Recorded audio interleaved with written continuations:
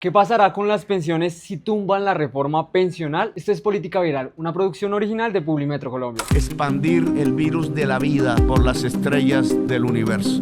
A Colombia la está matando la pereza. ¡Estudien, vagos! Ahí están trabajando, pues, trabajen, juiciosos.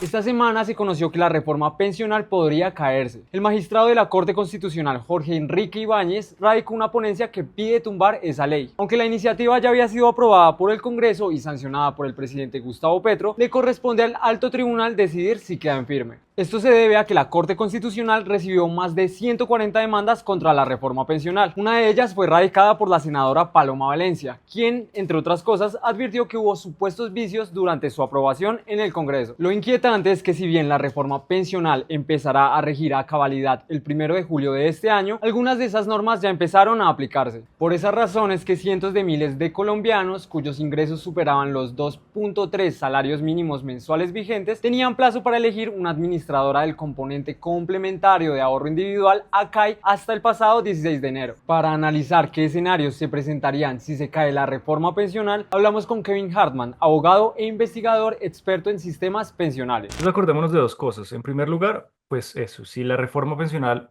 se cae en la Corte Constitucional, como lo llamamos, en ese caso revive la ley 100 del 93, que era lo que ya estábamos acostumbrados. Teníamos dos sistemas diferentes, o Colpensiones o los fondos privados. Uno se podía cambiar entre sistemas cada 5 años, hasta faltando 10 años para la de pensión. Unos ofrecen mejores pensiones que otras, otros ofrecen mejores condiciones que otros, en fin. Entonces volvemos a lo que ya teníamos antes.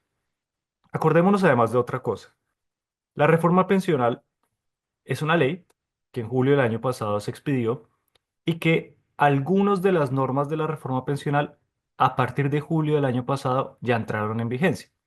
Por ejemplo, la oportunidad de traslado. Esa ventana que le permitió la reforma pensional para las personas que se les había hecho tarde para cambiarse de régimen y no podían hacerlo, habían tenido que demandar, se podían cambiar de régimen por efecto de esa norma que ya estaba en vigencia.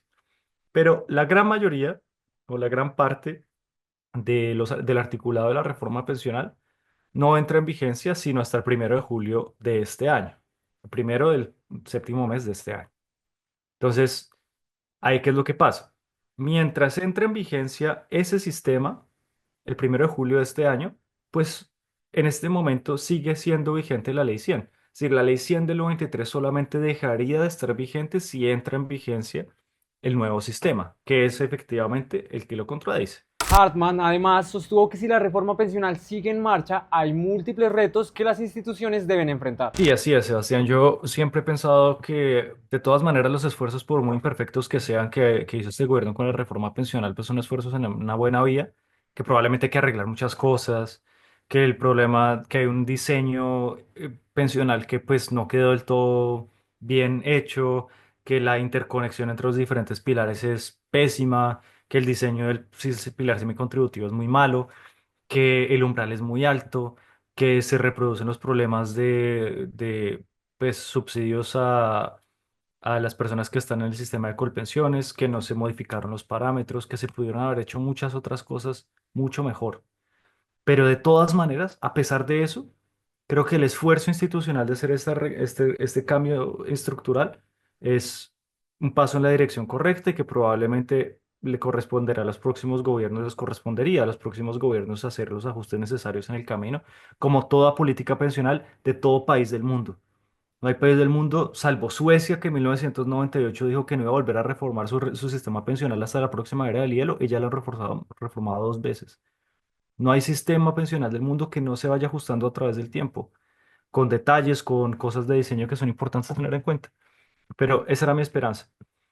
Ahora bien, ya viendo que se estaba aprobando la reforma pensional, pues había un artículo que le obligaba a que la vigencia del sistema empezara el 1 de julio de este año, un año después de su adopción. Una reforma de esta magnitud, en términos de cómo afecta directamente a los ciudadanos, requeriría de un plazo muchísimo mayor para poderse implementar de forma adecuada y no a las carreras, con una regulación un poco también hecha a las carreras, con el mejor esfuerzo y el mejor cariño que tienen las personas que están trabajando en la unidad de regulación financiera del Ministerio de Hacienda, en el Ministerio de Hacienda, en el Ministerio del Trabajo, para poder hacer una regulación eficiente. De todas maneras, el tiempo no les da para poder hacer una buena regulación. Sin embargo, el experto también recordó que el actual sistema pensional tiene múltiples defectos que es necesario solucionar. La reforma pensional es una realidad, es necesaria en muchos sentidos. Eso ha sido sobrediagnosticado y sobre reconocido en los últimos 20 años. Simplemente pues no había existido probablemente el momento político para poder hacerla, tampoco la voluntad política de ningún gobierno anterior, no estaba dentro de la lista de las prioridades de ningún gobierno anterior que tenían otras agendas. Y esto pues deja a este gobierno sin mayores logros diferentes a los rutinarios en digamos, logros legislativos, tipo pues el plan de desarrollo, la reforma tributaria que pudieron aprobar, algunas otras cosas importantes, no sé, la jurisdicción agraria, pero sin una de sus banderas clave de la campaña presidencial. Entonces, este último año, en teoría, el Congreso de la República podría legislar, hacer una nueva reforma pensional y poder llegar a consensos, cosa que veo bastante improbable porque usted lo sabe muy bien, el último año del Congreso de la República usualmente es de muy poco trabajo legislativo y de mucho trabajo político de los congresistas. Es normal, pues tienen que hacer sus campañas y de control político sobre todo a los resultados del gobierno y no tanto de proposición legislativa. Entonces, pues lo que veremos sería lo que seguimos viendo, un sistema que compite, un sistema que nos cuesta pues aproximadamente 18 billones de pesos al año por tener esa competencia un poco absurda. 18 billones de pesos es una cifra que a nadie le acaba en la cabeza, ni siquiera en el Excel es muy fácil poner el número, los ceros a la derecha del 18 para que se racionalice.